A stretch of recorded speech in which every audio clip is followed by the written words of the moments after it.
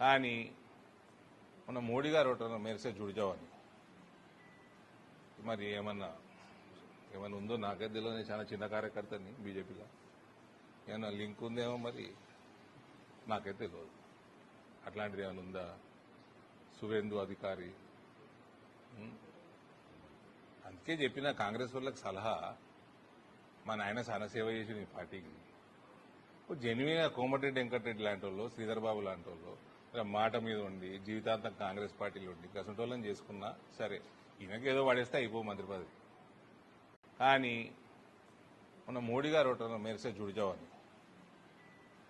మరి ఏమన్నా ఉందో నాకైతే తెలియదు. చాలా చిన్న కార్యకర్తని బీజేపీలో ఏమన్నా లింక్ ఉందేమో మరి నాకైతే తెలియదు. అట్లాంటిది ఏమైనా ఉందా? సువేందు అధికారి